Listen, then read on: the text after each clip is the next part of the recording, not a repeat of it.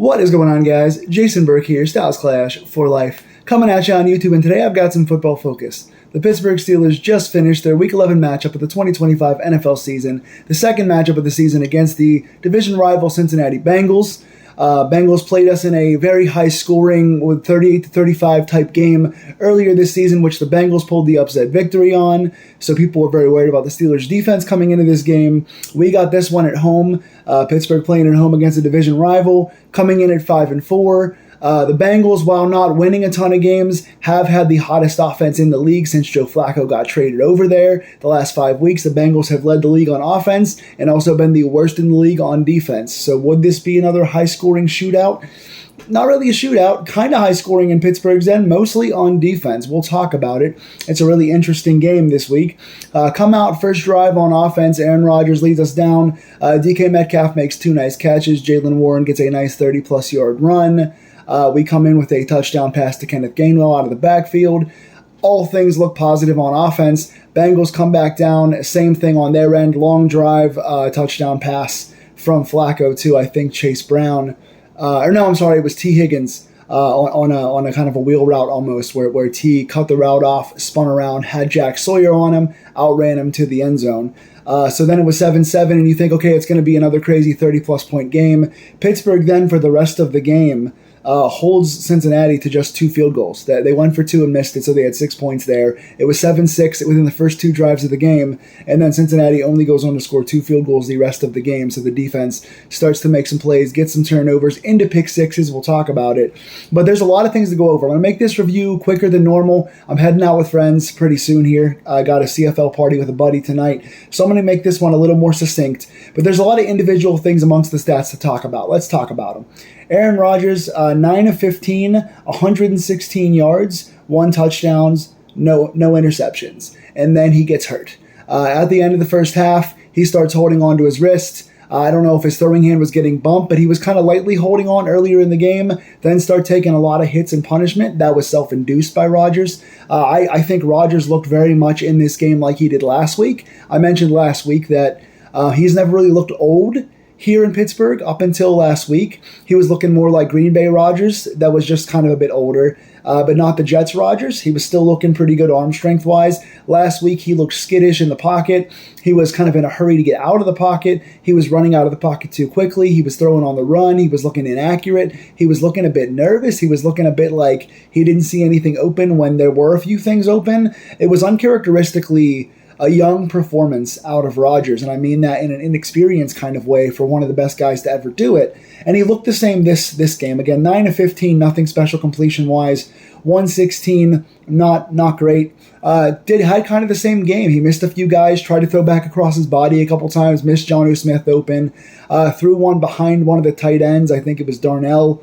Early in the game, just wasn't really hitting his passes, was looking a little bit like he was taking like fairly clean pockets or pockets he could have done a step up in and was running around trying to find guys and just wasn't really doing anything. Second half, Mason Rudolph comes in. Rodgers goes in the back and stays in the back. Some kind of wrist or hand injury, it looks like.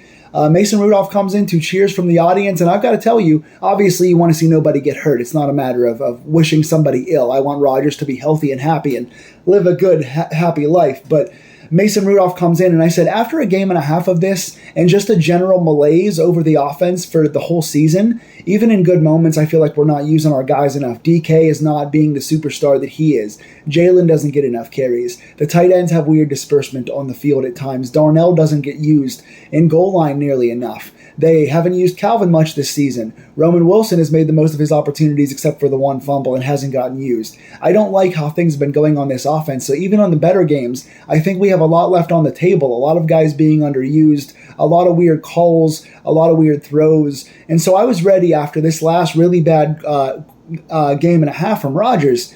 Even with us being up, I think 10-6 at 10-6 at halftime, I wanted to see a change. You know, I have not been Mason's biggest supporter up until that crazy big, was it last year that he came in? 2 years ago, came in and kind of saved the season for us under Mitch Trubisky or Kenny Pickett or whoever it was. And he came in and led us to the playoffs that one year and hasn't really been the same since. But he comes in here and goes 12 of 16 for 127 yards, 1 touchdown, and no interceptions. And right away when he comes in, you start seeing better things happen. You see him find DK Metcalf on 2 9-yard completions. You see him find Roman Wilson on a 17-yard completion with a good route. DK clears the guy out. Wilson cuts across the middle to the sideline, makes a nice play. You start seeing more guys suddenly open. And it's like, is this a scheme thing? Is this an Aaron Rodgers thing? Is this a Bengals bad defense thing because they are the worst defense in the league? Is it the fact that the Bengals weren't ready for Mason Rudolph? I'm going to spearhead the charge here and say that, yes, Rodgers is the bigger name, better, more experienced quarterback by and large. He's a Hall of Famer. He's one of the best ever. At this stage in his career, with how he's looked recently, with the new recent injuries, and the system we have here, it looks and feels like Mason Rudolph is going to be a bit of a jolt. He's not all that mobile, but neither is Rodgers. And he can do enough mobility-wise to sustain drives. And I want to see what this team can be with Mason. I want to see if Calvin Austin can get more opportunities, and Darnell and Freiermuth and Roman Wilson, who made the most of his one target today. I think he had one overthrown by Rodgers in the first half and then one from Mason that was good in the second. I want to see what this team can do under Mason Rudolph. Even if it means Rodgers misses a game or two, again, want Rodgers to be healthy and happy and not suffering. But I want to see what Mason can do with this team. And if Rodgers is healthy enough to play, they're not going to bench him. They're not going to bench Aaron Rodgers after all the whole offseason for a guy like Mason Rudolph, who was terrible in Tennessee last year. But at this point, Rodgers provided a spark for us. And it wasn't just him. You know, the run game was decent. The line blocked well for Mason Rudolph, except for one play. The defense obviously carried this game overall and played great. But, you know, at this point, Rudolph played well enough, and Rodgers has been poor enough that I want to see what our guys can do under Mason. Again, 12 of 16, 127 yards and a touchdown. Running game-wise, Jaylen Warren didn't get enough carries, but played well. 10 carries, 62 yards. That is 6.2 yards per carry average. Most of it was gotten on the one big play. He had like a 33-yard play where he broke a tackle on the outside, cut back to the inside, broke another tackle, had a really nice run that got him half of his total. But I wanted to see more out of Warren today. They split the carries with 3 guys. Gainwell got some. Gainwell wasn't great on the ground, but did great through the air. Caleb Johnson came in with a couple of nice plays. Had a nice 10-yard run called back on a face mask. Had a couple other nice 5- and 6-yard runs in the middle. Glad to see him getting sparing opportunities here and making the most of them. I think he can be more than what he's shown so far. So I like what he did in the run game today too. So positives for Jaylen Warren and Caleb Johnson on the ground. Through the air, our leading receiver today, Kenneth Gainwell, really showing what his strength in Philadelphia was and showing the best of himself today in the air. 7 catches for 81 yards and 2 touchdowns. Added like 24 yards on the ground, nothing special carrying-wise, but had 2 plays, one from Aaron Rodgers on the first drive. There was a nice leak out of the backfield for a touchdown. Another one out of Mason Rudolph, where he went down, made a guy miss, stayed on his feet in the goal line situation, got a touchdown there. Made a few guys miss through the air. He's got good footwork, and he made 2 of the catches that he made with the 1 touchdown and the 1 third down conversion that he made were excellent catches. One-handed catches, too far in front or behind of him. He showed not only good footwork here, not only a lot of nice open field elusive broken tackles with his footwork, but really nice hands. So big kudos in the receiving game today to Kenneth Gainwell. Darnell Washington at number 2, 4 catches for 67 yards. Big man busted it out today. This was our best usage of Darnell Washington ever. He's been getting better and better each week the last 4 or 5 weeks. 4 catches for 67. That includes 2 long third down conversions, a 3rd and 15 and like a 3rd and 10, and then another one that should have been like a -5 that he turned into like a 7 or 8 yard gain. Dude is a monster. On one play, he stiff armed a guy to the ground, broke another tackle, tiptoed the sidelines, and threw a guy out of bounds. Dude just looked like all the best things you want out of a tight end. They kept calling him 265, 270. Dude's like 315. Dude is 315 pounds. He's hurdling people. He's stiff-arming people. He's throwing guys down. He broke about 8 or 9 tackles and 3 catches in this game, had a 4th one as well. I love what Darnell did today. This is how you use that guy. They can't tackle him one-on-one. They had 4 guys trying at one time, and he's still falling forward. keep using this guy. DK Metcalf, 5 catches, 49 yards. Had a couple early from Rodgers and then went quiet, and then Mason came in and got him a couple nice plays as well. 2 penalties, though, out of DK. One was a rub route that was a bad call. In my opinion, the refs were bad today. The referees called roughing the passer on both sides that were bad calls. They also gave us a 4th down conversion on a run that we did not get, so they cheated the Bengals on that play. They also called 2 bad pass interference calls. One was a pick play that was a bad call. The other was a push-off. There was a arguable call I think was bad. There was kind of a minor push by DK. A lot of bad calls in this game. Good Lord, they were on both sides. It wasn't just us. But referees stunk today, big minus for them. Also penalties. Pittsburgh, I think, had 7. The Bengals had about 9. Bad on both sides, but Pittsburgh needs to clean those up. We got ourselves in a lot of long situations that we couldn't really, usually we stall out on those like 2nd and long, 3rd and long. We converted a lot of those today. We did pretty well on converting and making back the penalty yards today, so kudos to the offense for that. Defensively, we couldn't get off the field on 3rd down. That was our one big knock. They kept converting 3rd downs across the middle of the field on us. We've got to get better at that. O-line overall, I give +2. They only got 1 sack on Rodgers. Only got 1 pressure on Mason the whole second half. All in all, pretty good. I think Rodgers gets a lot of these pressures on himself. He was holding the ball again too long. It was very evident last week, and it was evident in the first half this week that the sack and the pressures were on Rodgers. That being said, again, we didn't do a ton on offense. We had 34 total points, but 2 of those touchdowns were on defense. So only 20 points total on offense. 2 touchdowns, 1 from the first team, and then 1 from Rudolph. So offense was okay. Nothing special playing against the worst defense in the league, but played pretty efficiently. Again, really good game balls go to Gainwell. Washington, I like that a lot. Again, Freiermuth had a nice play. Wilson had a nice play. Not enough targets for Calvin Austin today, but what are you going to do? Defensively, Pittsburgh really, really picked it up. I have to give the coaching staff and the players credit for fixing the mistakes of last time. Jamar Chase last game had 16 catches for like 140-something yards. In this game, he only had, I want to say 4 for 40.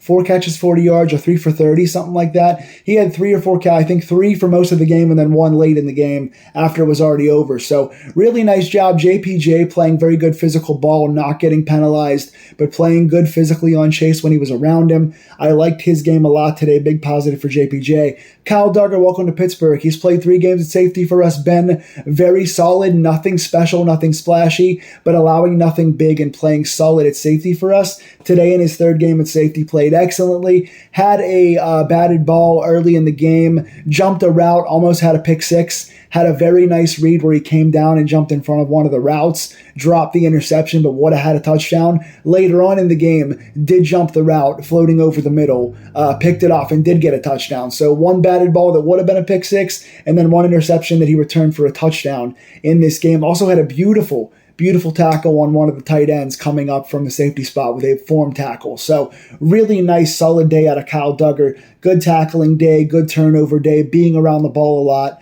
was very nice. Of those penalties, one I wanted to talk about in particular was Jalen Ramsey. Ramsey played a nice day at safety and was very physical in there. And of course, things are going to get chippy between him and Jamar Chase, but you can't get yourself ejected. Jalen Ramsey had it was a 2-way penalty for unsportsmanlike conduct with him and Jamar Chase. Very next play, Ramsey goes up, grabs the face mask after the play's over with one hand, swings a punch with the other hand. He got ejected for his 2nd personal foul and unsportsmanlike conduct.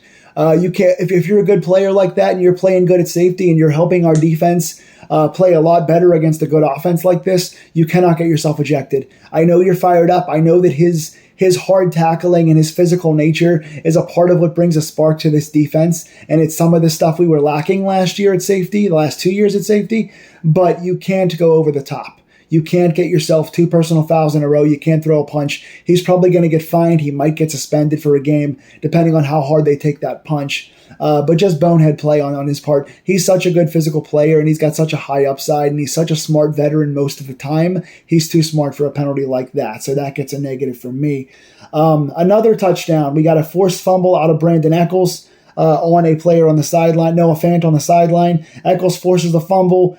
James Pierre, who started today because Darius Slay has a concussion. Pierre comes in, picks up the fumble, gets the fumble recovery, and goes back for a touchdown. So 2 touchdowns on defense today. Much needed after giving up 38 points to the Bengals a few weeks ago. So Pierre with the fumble recovery and touchdown. I give both Brandon Echols and James Pierre both a positive/negative today. Hard to give a negative because Echols did force a fumble and had a lot of good tackles in the run game, was very active in the run game. Played pretty well overall on defense. Joseph Ash had a couple early completions on him. 2 early on in the first drive. After that, he got a little better, but he does still allow things in the zone a little too much. He was late on 1 third down play in his part of the zone, which caused the Chase first down, and then another play where Pierre and Echols together both missed a tackle on, I think it was a tight end. I think it was one of the tight ends. They both missed a tackle, which allowed for a first down conversion and a long play. You got to get better on missed tackles. Echols misses a lot of tackles, and Pierre has been known for that too. That being said, Echols forces a fumble and plays overall good defense, and Pierre plays very admirably for coming in and starting after not really being good most of his career here and playing against T. Higgins and Jamar Chase and a talented offense like this. You got to feel pretty good for Pierre to get that touchdown and Echols to force that fumble. 1 sack today, not nearly enough for our D-line, but the sack is from Nick Herbig, who started for Alex Highsmith. Herbig is almost as good as Highsmith, not quite as good, but he is a starter-level player in the NFL. Gets his 6th sack of the season today. TJ Watt, no sacks, but does get 2 batted balls, which cause incompletions, so good for TJ on that front. I want to give positives to Keanu Benton, Peyton Wilson, and Patrick Queen. Again, Queen and Wilson are not the best cover guys in the world, but we're all over the field today in tackles. Both guys have 8 combined tackles. Both had four combined and then 4 solo, so eight tackles each for those 2 guys. Peyton Wilson in particular is all over the field. He's our best tackler on this team, and Patrick Queen, for all of his lack of coverage, does show up on big plays like a 4th down goal line stand that we had earlier in this game. Keanu Benton, nothing major on the stat sheet, only has, I think, 4 combined tackles, 1 solo, 3 assisted, but does get 2 nice hits on the quarterback, 2 pressures that resulted in almost 2 sacks, but wound up being 2 incompletions. So Benton is getting a lot more moves, he's getting more free in the open field, he's getting more pressures, and he's getting more tackles, and I appreciate Benton these last 4 weeks. Been a big fan. Like I said, JPJ gets a positive. Pierre and Echols play pretty solid, but still get plus/minus. Special teams wise, Boswell 2 for 2, 2 field goals. Corliss Waitman 3 punts for 133 yards. That is a 44.3 yards per punt average. 2 of those 3 punts inside the 20. Good day again for Waitman. And I want to give Jabril Peppers a shout out too. Jabril Peppers has 2 tackles on special teams. He's not being used at safety. Once that we got Jalen Ramsey got kicked out of the game, we had Chuck Clark come in, so Peppers is not getting a chance to play much at safety. He only played 1 game, and that's when he got a forced fumble. And he's got Kyle Duggar, his ex-Patriot longtime teammate, back there, so I'm surprised they haven't done a Peppers and Kyle Duggar teammate run back there. But all in all, Pittsburgh plays decently on offense, gets a spark on the second team. A lot of guys stepping up in a team effort on offense. Defensively, we get not only turnovers, but touchdowns out of it. So we make a lot of adjustments. Good on the coaches and the players. Good to see our offense opening up and letting Rudolph throw the ball. Our defense getting a lot better in coverage than we did in the last game, holding the Bengals to just 12 points. We get the win 34-12 and go to 6-4, getting a big home divisional win, making up for that bad loss a few weeks ago. Now we go into Chicago on the road next week, a game that I think is also winnable. Let's see if we can now take and see where the health of our guys are. Let's see if we get Highsmith back. Guys like that, Ramsey, if he's going to play or not, and see what happens with Aaron Rodgers. But I want to see what Mason Rudolph can do with this team. So Pittsburgh goes to 6-4, gets a nice divisional win. Tell me in the comments down below what you think. Who impressed you in this game and why? Who did you not like in this game and why? What do you attribute to our big turnaround on defense and being able to shut this good Bengals offense down this week? And what do you think about our game next week against Chicago? Tell me in the comments down below. Please like, share, and subscribe these Pittsburgh Steelers deep dives, and I will catch you guys next week. Good win today. Go Steelers.